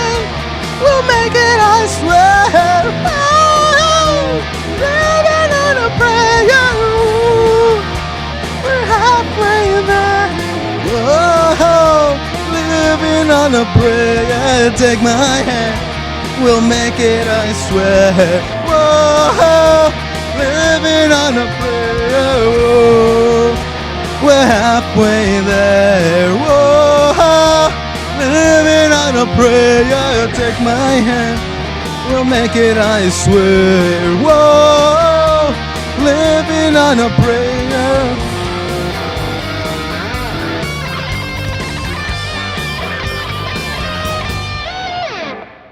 Something like that. I forgot how high those notes were. Jesus, Mary, and Joseph. I should have drank water. Demo. Maybe it wasn't so bad, huh?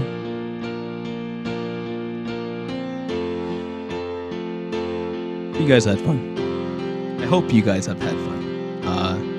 Again, it's just it's good to know what's going on. B, staying fresh and keeping up with the music brings me joy.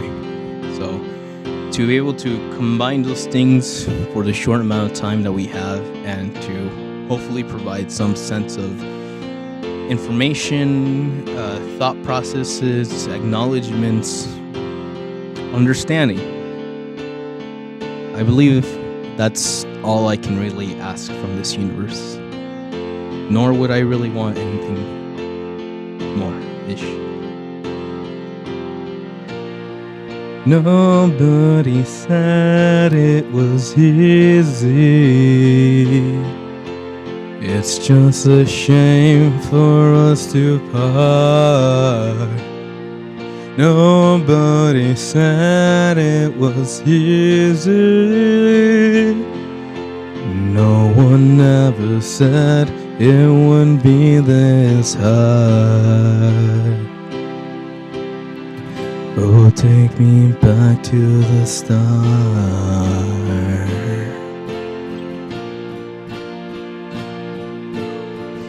So if you had fun, please hit that like. Let me know that you had fun.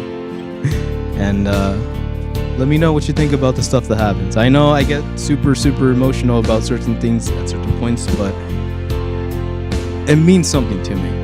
There's at no point will I ever give you anything fake, because that's not who I am.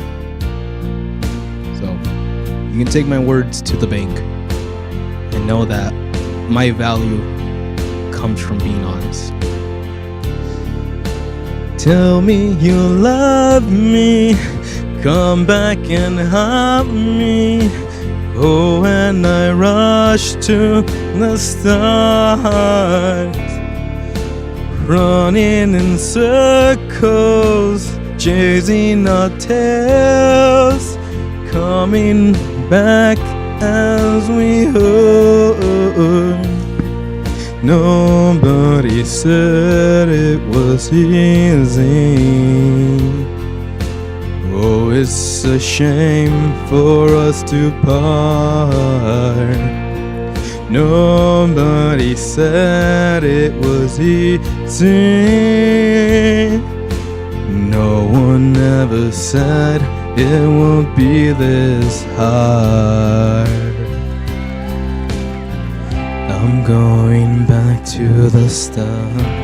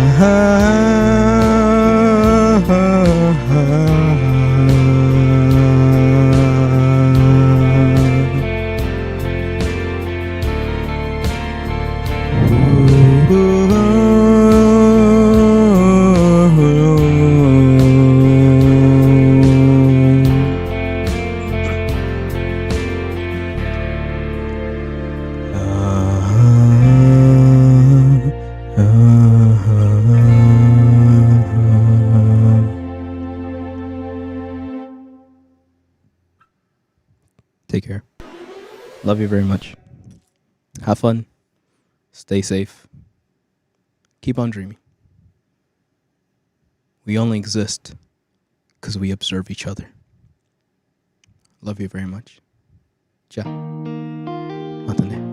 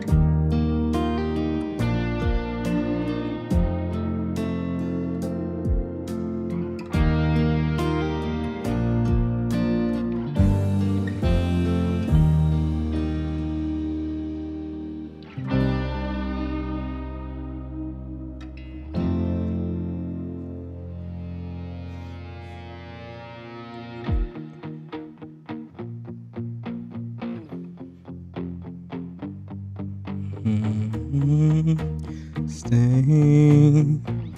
I want you, need you, God.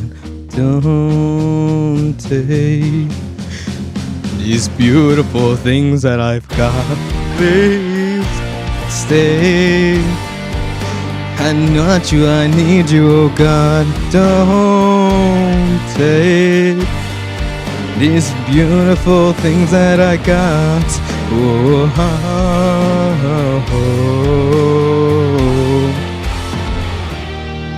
please don't take.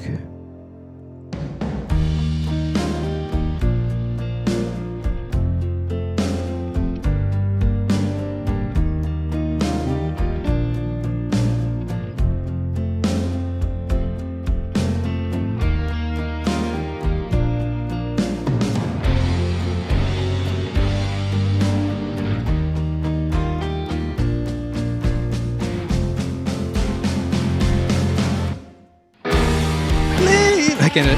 Stay. I want you, I need you, oh God. Don't take these beautiful things that I've got. How did you do that? Whoa,